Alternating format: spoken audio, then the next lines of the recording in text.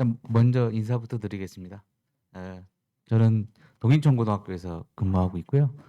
어, 사회과 교사입니다. 그래서 어, 통계교육원과 함께 제 기억으로는 지금 이제 올해까지 해서 벌써 지금 5년째 지금 사업을 진행하고 있는데요. 어, 다른 지금 여기 유튜브 시청하고 계신 여러분들 또 아니면 여기 참석해 주신 관계자분들 대부분은 아마 전공하셨던 게 통계학이나 수학 교육 이쪽이실 텐데요. 어, 저만 좀 특이하게 사회과 교육 전공자입니다.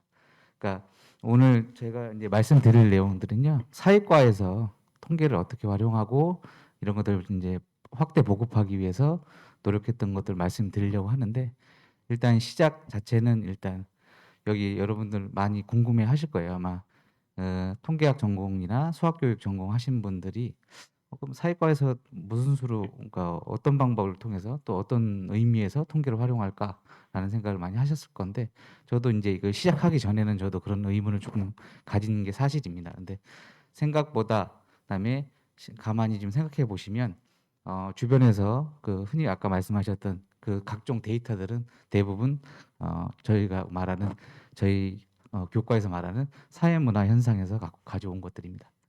그죠? 그래서 저희도 당연히 사회문화 현상을 분석하고 탐구하고 그다음에 그것들이 어떻게 이루어져 있고 앞으로는 어떻게 미래가 사회가 변동할 것인지 예측할 때 충분히 이런 데이터 다시 말해서 통계를 활용할 수밖에 없고요. 그러니까 그 접점이 그동안에는 없었다고 보시면 됩니다.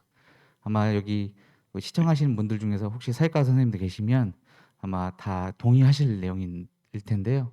사회과에서 특히 고등학교 교육 같은 데 보면 그 수능을 보게 되잖아요. 수능 선택 과목에서 데이터나 뭐 이런 각종 그 통계적 표 그래프를 분석하는 문항이 수능에도 계속 출제되고 있음에도 불구하고 사회과 교사들 내에서 통계를 뭐 본격적으로 또는 좀 약간의 이제 완전히 전문적이지 못하더라도 또는 그것만 심도 있게 좀 분석하고 배울 수 있는 기회가 거의 없었습니다. 그래서 그런 문제 의식에 시작해서 여기는 오늘 이제 참석을 못 하셨지만 그 경희교대 정문성 교수님과 함께 문제 의식을 가지고 한번 사업을 그때 2017년부터 시작을 해본 겁니다. 그래서 오늘 말씀드릴 것들은요. 그 어쨌든 그동안 저희가 여기 통계청 그다음에 통계교육원에 도움을 받아가지고 사회과 내에서 최대한 저희 사회과 선생님들께 그 학교에서 교사학습 하시면서 그다음 평가하시면서 그다음에 통계를 활용하면 얼마나 조금 더 교사학습의 용이성이 더 증가하고 또 그다음에 평가에 있어서 얼마나 공정성이 확보되는지에 대한 것들을 좀 전달을 하려고 그걸 중심으로 활동을 했었고요. 그런 거 중심으로 좀 발표를 해드리겠습니다. 총 4가지 정도 되는데요. 첫 번째 시작은 그 통합사회에 대한 교수학습 자료 개발이었습니다. 사회과에서 고등학교 교육과정을 좀 아시는 분들은 알겠지만 사회와 과학은 1학년 때 통합사회 통합과학이라 그래서 흔히 과학은 아시겠지만 물화생지라고 하잖아요. 그 4과목이 융합된 과목이고요. 통합사회는 이제 일반 사회, 지리, 역사, 윤리 이 4과목이 이제 융합된 과목을 고등학교 1학년 때 필수 이수 과목으로 배웁니다. 다시 말해서 통계를 활용해서 사회과 과목에서 적용하기 위해서는 모든 학생들이 한 번쯤은 배우는 교육 과정에 적용을 할 필요가 있었어요. 그래서 선택하게 된 과목이 통합사였고요. 실제적으로 교과서 구성도 풍부한 데이터 분석을 바탕으로 해서 보고서를 쓴다든지 아니면 교수 학습 내용 주요 그 내용 요소를 분석한다든지 하는 내용이 많거든요. 그래서 통합사회를 한번 선정해서 시도를 해봤습니다. 통합사회 교육과정의 특징은 주제 간 그 과목 간 통합이 돼 있고요. 아까 말씀드린 것처럼 그다음에 통합적 사고력을 증진하는 것을 목표로 했습니다. 그래서 거기 뭐 아마 모든 교육과정에 아마 나와 있을 겁니다. 그 창의 융합형 인재, 그다음에 비판적 사고력, 그다음에 통합적 사고력을 추구하는데 사회과 교과서에도 이런 그 교수학습 목표를 달성하기 위해서는 통계를 활용하는 게 유용한 아니면 도구가 될 수 있다라는 판단을 내렸습니다. 어, 단원은 이렇게 구성돼 있고요. 아마 뭐 사회과 선생님들은 다 잘 아실 겁니다. 그래서 그 핵심 개념을 중심으로 해서 그걸 중심으로 해서 거기에 필요한 거기서 도출될 수 있는 사회과 도출되는 그 데이터들 그다음에 통계적 처리, 분석, 해석을 적용을 하는 거죠. 저기 요거 거기 자료집에 있는 한 부분을 따로 띄워왔는데 한 단원입니다. 여기 보면 정의에 관련된 단원입니다. 6단원인데요. 활동을 총 4차시 정도로 나눈 다음에요. 도입할 때 이제 기본적인 사회과에서 필요한 정의에 관련된 기본 뭐 유명한 강연도 있잖아요. 그 마이클 샌델 교수가 얘기한 정의란 무엇인가. 그건 좀 그 내용은 좀 깊긴 한데 얕은 내용으로 이제 정의에 관련된 뭐가 분배 기준으로 뭐가 적절한지에 대한 그 문제 의식을 바탕으로 이 제출된 여러 가지 사회 정의롭지 못한 경우, 불평등한 경우가 상당히 많습니다. 생각보다. 그러면 그거에 관련된 불평등한 사례를 보여줄 수 있는 데이터를 모으는 거죠. 그래서 그 데이터를 모은 다음에 그러면 과연 이게 불평등한 게 평등하고 정의롭게 분배되기 위해서는 뭐가 필요할까를 또 다시 뭘로 표현을 하냐? 데이터, 다시 말해서 통계로 표현을 하는 거죠. 그래서 요 기능에 따른 그 수행 과제 내용 같은 경우에는요, 저희 멋대로 한 게 아니라 이것도 저희 사회과 교육과에서 다른 예전에 학술대회 때 제가 발표도 했었는데요. 정 교수님과 같이 이제 연구한 건데 그 캐나다 온타리오 교육과정에 그 수행하는 단계에 맞춰서 저희도 한번 요거를 이렇게 세팅을 해봤습니다. 예측하기, 분류하기, 파악하기, 비교, 비판, 추론, 종합, 마지막에 제안까지. 그래서 1차 수업 이후에 이제 보고서 불평등한 사례를 데이터를 통해서 말을 해봐라 했을 때 갖고 올 수 있는 예시 아닙니다. 이런 식으로 어쨌든 주어진 어쨌든 사회과에서는요 이거를 이제 어쨌든 수학과처럼 통계학 전공하시는 것처럼 일일이 중간에 표본 모집단 그다음에 평균 표준 편차 이걸 다 분석하는 게 아니라 이 데이터가 보여주는 사회 현상이 무엇인가에 대해가 더 초점이거든요. 저희는 그래서 이런 케이스를 갖고 왔을 때 이렇게 아마 반응할 것이다라는 걸 아마 사례로 보여드렸습니다. 그다음에 2차 수업 이후에는 이제 같은 모든별로 나는 이게 더 정의롭다고 생각한다. 나는 저게 더 정의롭다고 생각한다는 걸 이제 토론하는 과정을 간단한 회의록으로 남기도록 진행을 해놨습니다. 그다음에 3, 4차시에는 이런 나타난 딜레마들이 있을 거예요. 왜냐면 사람마다 다 생각은 다르기 때문에. 그죠? 그러니까 뭐 뉴스 같은 거 보시면 요즘 뭐 여러 가지 뭐 사례가 나오잖아요. 사회 갈등 사례가 나오는데 이 조그만 학교 현장, 교실 내에서도 학생마다 아직 미성숙한 학생들이지만 생각은 다 다릅니다. 실제로 저도 수업 적용해 보니까 느낀 거고요. 그러니까 각자 서로 생각은 다른데 그거를 그냥 아무 자기 평소 갖고 있던 가치관이나 태도만으로 토론하는 게 아니라요. 합리적 근거의 기준화. 그걸 뭘로 말을 하냐? 통계를 말을 하는 거죠. 그러니까 합리적 근거는 통계를 통해서. 그러니까 자기 주장에 충분히 도움이 될 수 있는 통계를 그 수업 전에 찾아와서 그걸 통해서 논리적으로 주장을 펼치는 겁니다. 그래서 서로 합의점을 도출해서 최종 결론안을 도출하는 과정. 요게 하나 통계를 활용한 교수학습 과정 사례로 저희가 실어놨습니다. 그래서 3, 4차시 끝나고 난 다음에 임금 배분은 어떻게 해야 될 것인가 했을 때 업적이다, 능력이다, 필요에 따라서 해야 된다. 이렇게 해서 각자 자기가 필요한 데이터를 바탕으로 주장할 수 있는 모든 별로 생각은 다르겠지만 각자 합리적 근거가 어디서 왔는지를 확인하는 거죠. 두 번째는요. 이거는 이제 교사학습 자료를 이제 만들어 놓고 나니까 선생님들 특히 사회과 선생님들 어쨌든 다른 교과는 어느 정도 수행 평가를 어떤 식으로 어떤 방식으로 다양하게 하시는지 모르겠는데 사회과 선생님들은 대부분 뭐 논술이라든지 모든 별 보고서라든지 많이 하시는데 어쨌든 이걸 객관적으로 수행 평가를 진행하고 또 아이들한테 평가를 매기는 데서 상당히 많은 어려움을 겪고 계십니다. 저도 그랬고요. 근데 요 프로젝트에 참여해서 개발하다 보니까 통계를 활용하게 되면 객관적으로 어쨌든 평가하고 채점을 할 수 있는 근거가 마련이 되더라고요.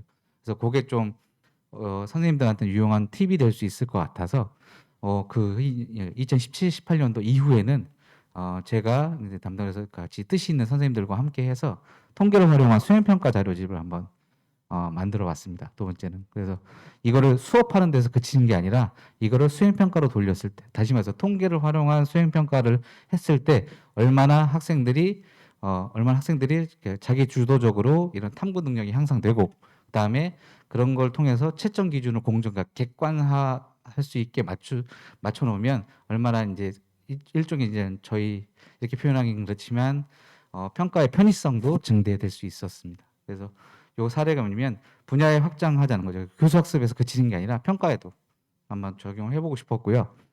2020년도에서 통계활용 수행평가 자료가 작년에 통합사회 기준을 했었고, 올해는 사회과 선택 과목들이 있습니다. 그래서 저는 일반사회 교사이기 때문에 정치, 경제, 그러니까 정치와 법, 경제, 사회문화 세 과목에서 통계를 활용해서 수행평가할 수 있는 그 가능성, 그 해당 단원을 통해서 자료집을 제작했고요. 그래서 2년 연속해서 통합사회, 그다음에 사회과 선택 과목에 걸쳐서 수행평가를 할 수 있는 그런 자료집을 제작해서 한번 제작을 해봤고요. 현재는 일단 통계교육원 홈페이지에 아마 관련 자료집이 올라와 있을 겁니다. 그리고 저는 이제 인천광역시 교육청 소속이기 때문에 현재는 이제 교육청 담당자분 장학사님께도 이제 도움을 얻어서 현재는 인천광역시 교육청 관내 모든 고등학교에 일단 기본 자료집은 배포된 상황입니다.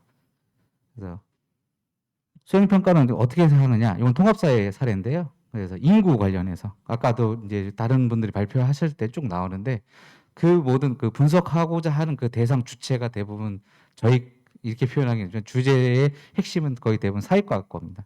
인구도 마찬가지고요. 뭐 각종 여론조사, 그다음에 선거 결과 분석하는 거 이거 다 사회과 이제 정치 분야이고, 경제 분야는 말할 것도 없죠. 금리라든지 또는 각종 뭐 GDP, 무역 규모, 수출 뭐 이런 것들 등등은 실업률 뭐 이런 것 등등은 당연히 경제에서 기본적으로 경제 과목에서 배우는 것도 하지만 그 통계를 분석하고 뭐 어떻게 데이터가 변하는지 이해하는 거에 대해서는 지금 경제 교육 그냥 경제 과목뿐만 아니라 실용 경제가 따로 또 있거든요. 실용 경제 또는 경제 교육 분야, 그다음에 그 전담하는 또 KDI에서 하고 있는데 거기서 활발하게 경제 관련 통계들은 쓰고 있습니다.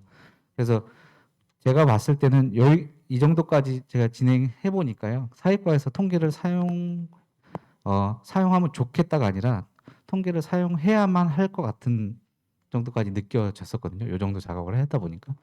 그래서 잠깐 있는데 요 인구 문제도 마찬가지. 인구도 주요 그 교과 내용으로 들어와 있는데 이거를 이제 통계적으로 분석하도록 만들어 본 거죠.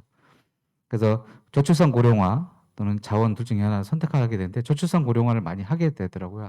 학생들이. 어쨌든 언론이나 뉴스에 엄청나게 심각하다고 계속 떠들고 있으니까 학생들의 관심도 지대하고요. 그래서 그러면 저출산 고령화의 문제점 진단하고 거기에 대한 대책 관련해서 한번 너희들이 필요한 데이터를 모아봐라. 그다음에 그거에 대해서 해결할 수 있는 방안을 보고서로 작성하라는 겁니다. 이게 수행평가의 큰 줄기고요.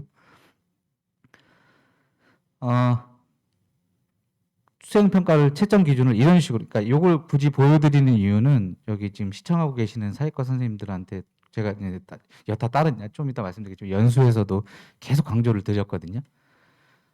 채점 기준 애매하고 학생들이 나랑, 그러니까 선생님 저는 쟤랑 똑같은 보고서를 냈는데 왜 저 학생은 A고 저는 B인가요? 라는 민원을 제일 많이 받으시죠. 근데 통계를 활용하게 돼서 수행평가 채점 기준을 이렇게 유목화하게 되면 민원이 많이 줄어듭니다. 왜냐면 어쨌든 명확하게 명시적으로 그다음에 객관적으로 해당 특정 통계, 여기 나온 것처럼 분량이나 형식 그렇다 치지만 자료 분석에 대한 오류 여부를 판단할 수 있고요. 그다음에 문제점과 해결책에 있어서 통계 자료를 근거로 해서 적절한, 그러니까 다시 말해서 전혀 주제와 상관없는 통계를 갖고 왔으면 감점 요인이 되는 거죠. 또는 논리적 연계성이 부족한 통계 자료를 갖고 온다든지 해도 그 감점 요인이 됩니다. 어쨌든 이런 식으로 좀 객관적으로 통계 자료를 활용해서 수행평가 기준안을 마련해 놓으면 선생님들이 수행평가를 진행하시는데 훨씬 더 편리하시기도 하고, 학생들도 어쨌든 자기가 자기가 스스로 이제 탐구하고 공부하는 과정에서 무엇이 잘못됐는지를 또 짚어볼 수 있는, 자기가 평가를 받는 걸 통해서, 그래서 그런 순선한 효과가 좀 있었다고 봅니다. 그래서 이걸 적극적으로 저는 그 자료집에서 제시를 해드렸고요. 그래서 답안의 사례, 이거는 그냥 아무것도 없는 거를 없는 걸 갖고 온 게 아니고요. 제가 어쨌든 2017년부터 그래도 그 사회과 선생님 중에서 통계를 활용해서 뭐 이런 거 저런 거 한다고 하는 사람인데 제가 실제로 학교 수업 현장에서 하지 않으면 안 될 것 같아서 실제로 저는 2017, 18년도부터 한 현재 지금 한 재직하고 있는 학교까지 해서 5년 연속 제가 맡은 과목에서는 무조건 해당 관련 통계 자료를 활용해서 수행 평가를 진행하고 있습니다. 그래서 거기서 좀 잘 제출한 학생들, 우수한 등급을 받은 학생들의 사례를 갖고 온 겁니다. 그래서 이런 식으로 저출산 고령화해서 출생아 수나 합계 출산율을 바탕으로 연차별로 분석했던 학생들, 그다음에 이제 고령화 지수나 그죠 부양비 변화 추이에 대해서 명확하게 진단한 학생들, 이런 잘하면 이렇게 나온다 이런 사례입니다. 그다음에 채점을 할 때 이제 요 빨간 줄로 그은 거는요, 그러니까 이런 적절한 데이터를 갖고 왔는데 해석을 잘못한 게 나옵니다. 그러니까 이거는 조금 채점하실 때 좀 힘드시긴 하겠지만 어쨌든 잘 살펴보셔야 돼요. 그래서 요거 그 데이터는 적절한 걸 갖고 왔으나 뭐 감소하게 되고 큰 폭으로 증가하게 됨으로 이렇게 적절한 분석과 적절하지 않은 분석이 그 서술에 막 섞여 있거든요. 그러니까 요거를 특별히 유의해서 좀 채점해 달라고 하는 과정에서 나온 자료집의 일부입니다. 그다음에 이렇게 좀그 돈을 막히는 자료가 있기 때문에라고 했는데 요것도 뭐 밑줄 친 것도 요것도 다시 한번 확인해 봐야 한다는 거죠. 이쪽 시나리오 이쪽에 봤을 때 적절한 표현이냐 아니면 이 데이터에서 나올 수 있는 표현이냐 약간 그 논리적 오류가 있거나 또는 과대 해석이라고 하죠. 이런 경우가 또 왕왕 있습니다. 그래서 자료집에 다 넣어놨습니다. 그러니까 혹시나 그러니까 잘못된 해석을 하는 학생들이 이런 사례가 있습니다라고요. 그래서 그런 것도 넣어놨고 그런 걸 통해서 어쨌든 지금 2년 동안에 사회과에서도 통합사회, 그다음에 그 일반사회 선택 과목 3과목에 대한 수행평가, 특히 통계를 활용하시면 이런 측면에서 되게 유용하고 좋습니다라는 중심으로 자료집을 개발해서 보고를 했고요. 그다음에 작년, 그다음에 올해 지금 계속 하고 있는데 현재는 좀 세 번째 사업은 그냥 저희가 자료집만 던져 놓고서는 실제로 그 현장에서 수업에서 활용하시기가 쉽진 않더라고요. 알겠는데 뭐 쉽게 해서 제가 그 고급스러운 용어를 좀 쓰고 싶지만 어쨌든 실제로 나왔던 의견인데 그렇게 선생님 알겠는데요. 제가 직접 저는 사회과 교사라서 통계에 대한 소용이 아무것도 없는데 선생님들이 활동을 한다고 하고 연구를 하셨으니까 알겠지만 저는 저 같은 그냥 일반적인 사람들은 못 씁니다. 이렇게 하시더라고요. 그래서 고민을 하다가 그래서 말씀을 또 통계교육원들에게 또 협조를 구해서 그러면 작년에 이제 팬데믹 상황이 와서 실질적으로 대면 연수가 되게 어려웠기 때문에 온라인 연수 과정이라도 좀 한번 개설을 해보자. 그래서 인천광역시 교육청의 도움을 받고 그다음에 통계교육원 분들이 도움을 주셔서 수행평가를 그럼 어떻게 하는 게 좋을까요? 라고 하는 거에 대한 온라인 연수를 한번 저희가 개설을 했습니다. 그래서 이렇게 제목이거든요. 지금 현재도 2020년, 그다음에 2021년 현재 인천광역시 교육청 원격연수원이라는 곳이 있습니다. 아마 인천광역시 관내 계신 분들은 다 알 건데요. 거기 들어가면 통계를 활용한 사회과 수행평가 구성 및 실천이라고 하는, 그러니까 저희가 앞서 만들어놨던 그 자료집에서 실질적으로 저희가 그 각자 개발했던, 여기 지금 화면에 나온 분들이 다 저와 함께 이제 개발에 참여해 주신 교수님들 내지 선생님들이시거든요. 이분들이 이제 본인이 담당했던 부분에 한 차례씩 출연하셔가지고 실제 사례나 이런 것들 설명해 주시는 겁니다. 그래서 이런 식으로 돼 있고요. 어떻게 돼 있냐? 총 15차시 2학점 과정이고요. 현재 그 인천광역시 교육청 원격교육연수원 교원연수 과정으로 좀 개설이 돼 있고요. 1차시, 3차시는 기본적이니까 통계학의 기본 소양입니다. 어쨌든 사회과 선생님들 대상을 하기 때문에 이 내용이 안 들어갈 수가 없겠더라고요. 통계란 무엇이고 통계와 통계 자료를 어떻게 할 것이며 어떻게 수집하고 어떻게 분석하고 하는 거에 대한.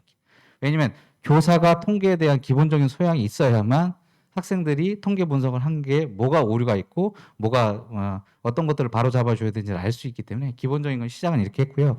4에서 6차시 같은 경우에는 이제 특히 사회과에서 그러니까 우리 과목에서 왜 통계가 필요하고 어떻게 자료를 수집할 수 있는지 여기서 이제 이 과정에서 이제 나오기 시작합니다. 그래서 코시스나 SGIS 이런 것들이 이제 저희도 넣어서 저도 어쨌든 첫 번째 통계 자료를 분석하는 걸 시작을 그렇게 했거든요.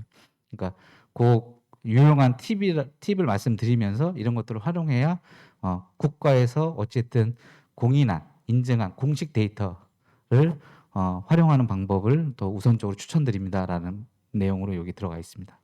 그다음에 7차 시부터 15차 시는 이제 각 단원별로 이제 실제 사례를 설명해 드리는 거 돼 있고요. 자율적으로 신청해서 송할 수도 안내하고 현재 연수도 진행 중입니다. 2020년은 총 3기에 걸쳐서 한 60여 명의 현직 교사가 연수 이수하셨는데요.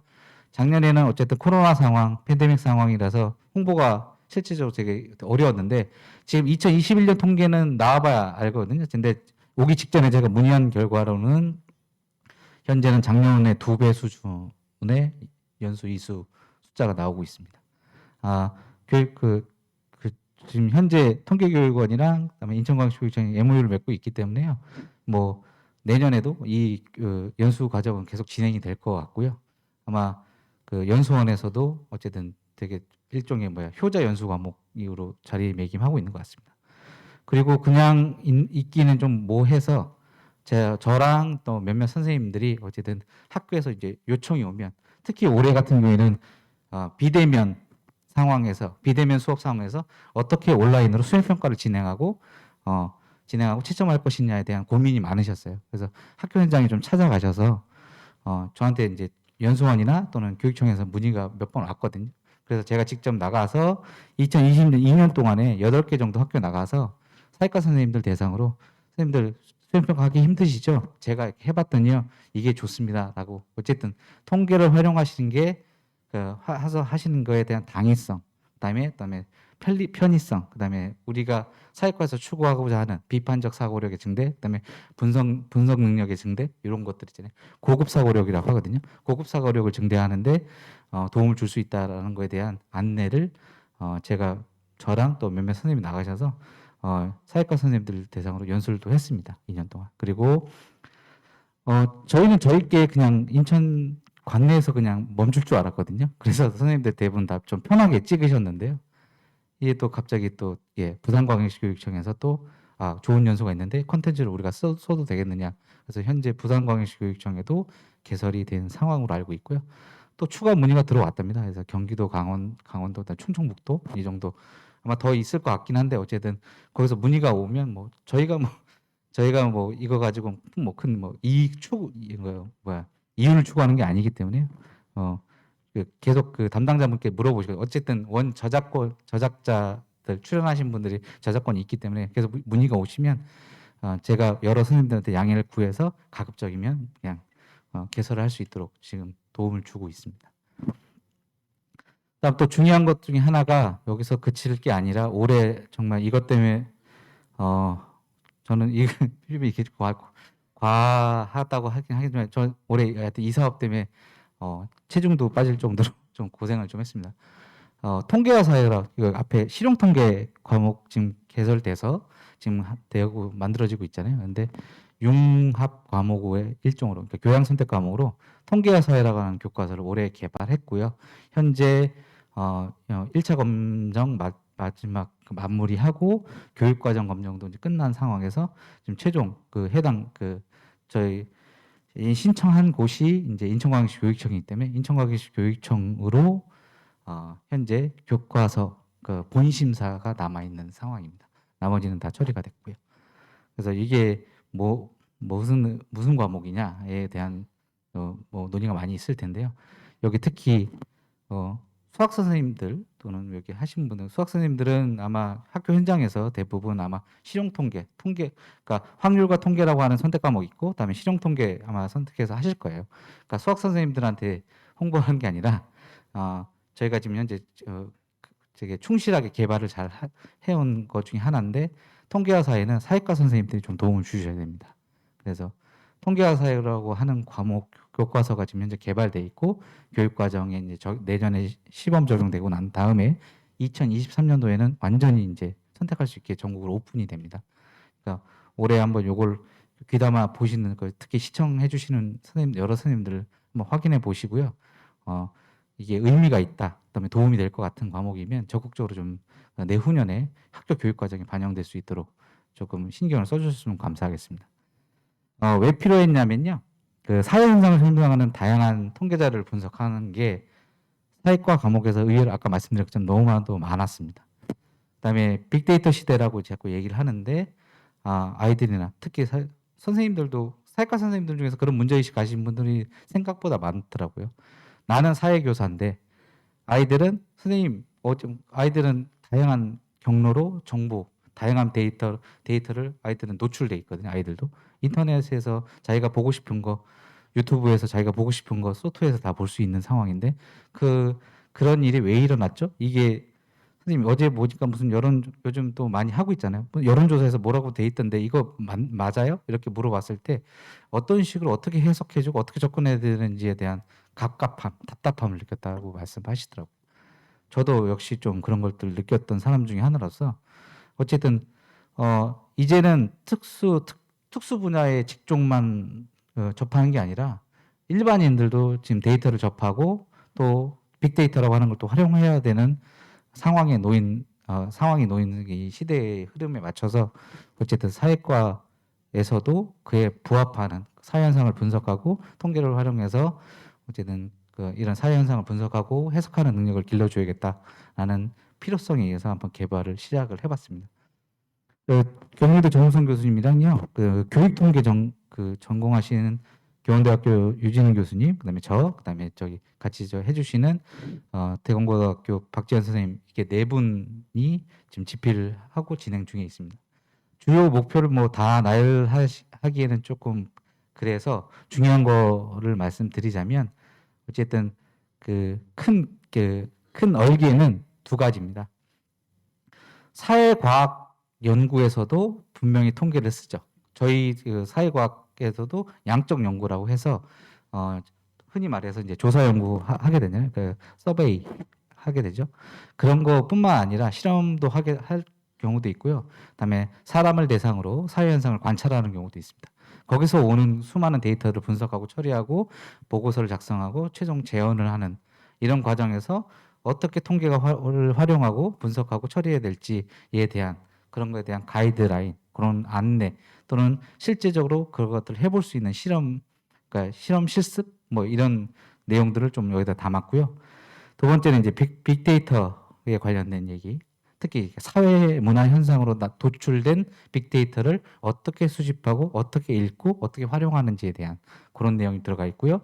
그다음에 이게 가장 핵심이라고 봐요. 저는 통계와 사회 분야에서 정치, 경제, 사회, 문화 여러 분야에서 수많은 데이터가 도출되는데 이것들을 어떻게 정확하게 읽고 해석하는 능력 해야 되는지 그런 how to에 관련된 내용이 좀 들어가 있습니다. 그래서 내용 체계는요. 1단원이 이제 통계와 통계 분석, 다시 말해서 이제 도입 시작하기 전에 통계가 뭐고, 통계의 그러니까 정확한 의의, 그다음에 통계를 어떻게 해석해야 되고, 그다음에 간단하게 이제 통계학의 역사라든지 이런 것도 좀 넣어놨고요. 두 번째가 이제 사회과학, 흔히 말하는 이제 양적 연구에서 말하는 사회과학 연구에서 통계를 어떻게 활용하는지에 대한 거. 그다음에 세 번째 단어는 사회 현상과 사회 지표. 그러니까 사회 현상을 지표로 옮기면 다시 말해서 어떻게 표현하는 게 맞는 거고, 그다음에 사회 지표가 이렇게 도출됐을 때 어떤 걸 기준으로, 그러니까 뭐 여기 전공자들은 뭐 충분히 이해를 하시지만 사회과에서는 이렇게까지 세세하게 해줘야 선생님들이 이해를 하실 수 있고 아이들도 이해할 수 있거든요. 그러니까 흔히 말해서 축도 그냥 함부로 이렇게 쓰는 게 아니잖아요. 그러니까 어떤 게 독립이고 어떤 게 종속인지, 그다음에 왜 그 축이 이렇게 가로와 세로의 분위기가 나열되어 있는지, 그다음에 그 데이터의 차이, 퍼센트 포인트의 차이가 뭐고, 뭐 이런 것들 등등등을 좀 세세하게 좀 짚어봤고요. 맨 마지막 단원이 그겁니다. 정치 분야에, 그러니까 예를 들어 여론조사라든지 의식조사라든지, 뭐 그다음에 투표율, 그다음에 뭐 지지율, 그다음에 뭐 득표율, 뭐 이런 것들 나오잖아요. 이런 것들에 대한 뭐 분석, 그다음에 경제는 뭐 환율, 무역 수지, 그다음에 이자율, 실업률, 고용률, 뭐 이런 것들 경제 지표를 분석하는 거에 대한 사례를 얘기해 줬고요. 그다음에 사회와 문화는 각종 이제 범죄율이라든지 뭐 그다음에 뭐 대중 매체에 관련된 거, 언론과 관련된 이런 것들 각종 지표들 분석하는 방법을 쭉 탐구 활동 중심으로 나열을 해봤습니다. 그러니까 실제는 이렇게 되어 있습니다. 이게 최종 검증이 끝나서 이제 출판되려면 좀 걸리긴 하는데요. 어쨌든 중간 심사본을 좀 갖고 와서 샘플로 보여드립니다. 사례는 이렇게 되어 있고요. 이런 식으로 일단 자료 수집 분석의 역사부터 시작해서 생각을 키우는 활동 해가지고 그때마다 어쨌든 통계와 사회잖아요. 그래서 모든 각종 저희가 쓸 수 있는 다양한 데이터, 최신 데이터들을 넣어서 실제로 탐구 활동에 흔히 말하는 탐구 활동이라고 하는데 적용을 해봤습니다. 그다음에 이런 식으로 그다음에 서로 다른 표현 방식, 그다음에 이걸 어떻게 해서 다시 그러니까 나만의 것으로 그러니까 내가 원하고자 하는 형태로 바꿔서 표현할 때는 이렇게 되는구나라는 식으로 이렇게 다시 재구조한 것도 있고요. 요거는 실제로 있는 데이터를 증가하고 감소하고 하는 거에 따라서 앞으로 어떻게 될 것인가 예측하는 이런 것들 코너도 다양하게 넣어봤습니다. 어쨌든 최종 검증이 그러니까 검증이 끝나고 난 다음에 제출된 시안이 나오면 또 한 번 또 공개를 하긴 할 건데요.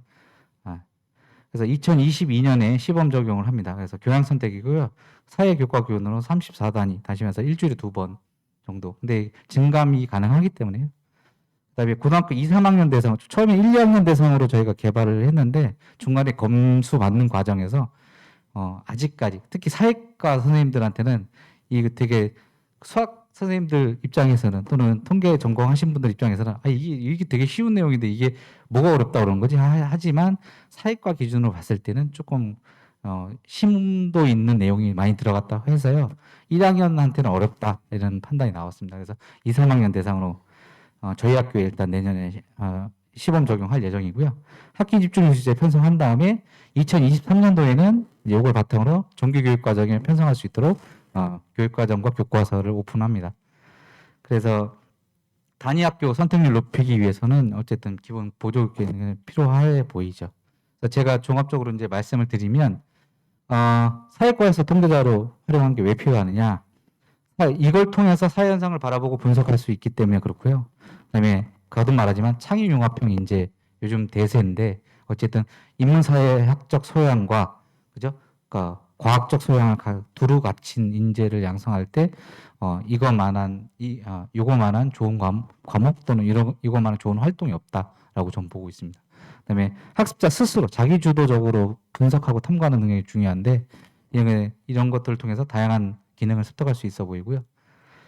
그래서 저는 무조건 저한테 지원을 해달라는 게 아니라 제가 여태껏 활동해봤을 때 조금 이제 앞으로 이제 진행할 때 더 필요한 게 뭘까라고 생각을 해봤을 때 이제 개발될 통계화 사회를 어쨌든 많은 분들이 접촉하고 많이 활용하시기 위해서는 워크북이라든지 학습지, 교사용 지도서 이런 것들을 좀 어쨌든 교과서만 달랑 던져줘 놓고서는 해당 여러 선생님들 아시겠지만 잘 선택 안 하시거든요. 부담스럽고 새로운 과목인데 나는 통계의 티귿도 모르는데 어떻게 하라는 거지? 이게 되게 혼란스럽거든요.